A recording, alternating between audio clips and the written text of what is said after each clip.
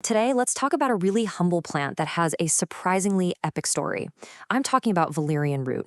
Now, you've probably heard of it as a sleep aid, right? But believe me, its journey through more than 2,000 years of human history, well, that's the real story we're getting into. Okay, let's just get this out of the way right up front. There's really no sugarcoating it. Valerian root, it smells like dirty socks. I mean, really, not exactly the best first impression, is it? That really strong, kind of funky smell is the first thing just about everyone notices. But, and this is what's so fascinating, despite that, let's call it unforgettable smell, this simple little root has been a trusted remedy for over 2,000 years. So that's the big question, isn't it? Why? Why on earth would people put up with that smell for century after century? Well, let's dig in and find out. Part of that story is in its many, many names. Before we just called it valerian, this plant had a whole bunch of different identities, and each one tells us a little something about its history. So let's take a look at how it built its reputation, starting with all those aliases. I mean, just look at this list. The variety is amazing. You've got names like All Heal and Blessed Herb. That tells you right there that people thought this stuff was seriously powerful, almost sacred. Then you get some more poetic ones like Capon's Tail. But it's that last one, Fu. That's the one that takes us all the way back to the beginning of its recorded history. And that name, it really hints at its strong character, in its effects. And yeah, definitely in its smell.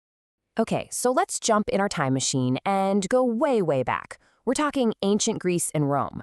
This is where valerian really makes its debut on the world stage as a legitimate, serious medicinal plant.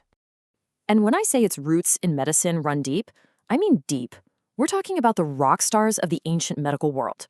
Around 400 BCE, Hippocrates, the Hippocrates, he was describing its properties. Then a few hundred years later, Dioscorides is recommending Fu for all sorts of things. And then, get this, in the 2nd century, the famous Roman doctor Galen is the one who really nails down its use for insomnia. So this was no fringe folk remedy, you guys. This was mainstream medicine prescribed by the biggest names of the day. So, about that name, Fu, that's what the Greek doctors called it.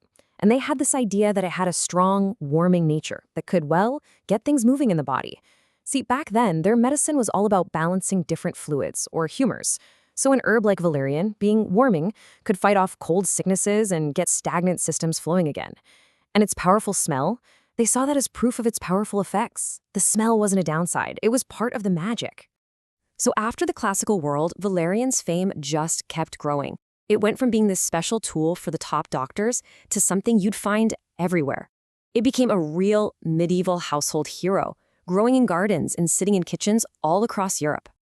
And we're not just talking about folklore here. For instance, back in the 12th century, you have the incredible abbess Hildegard of Bingen, who was a huge deal, and she was prescribing it under the name Baldriana for some pretty serious stuff, like gout and pleurisy.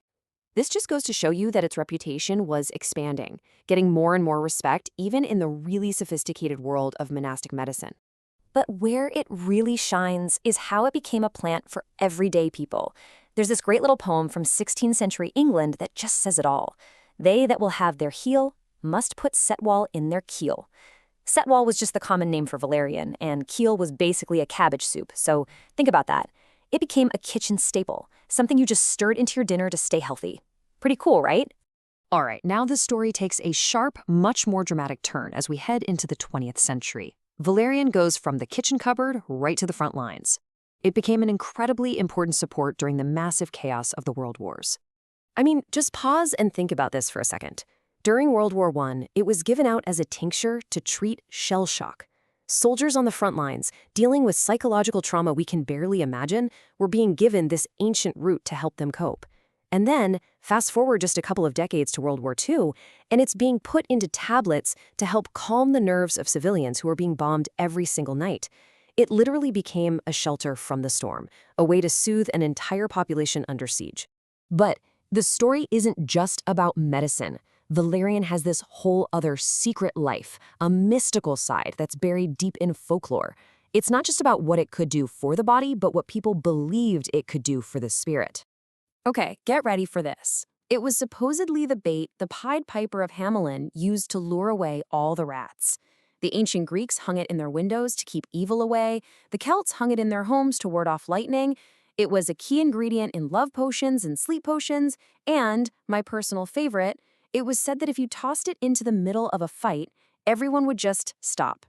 I mean, from peacemaking to purification, its power in myth was every bit as strong as its power in medicine.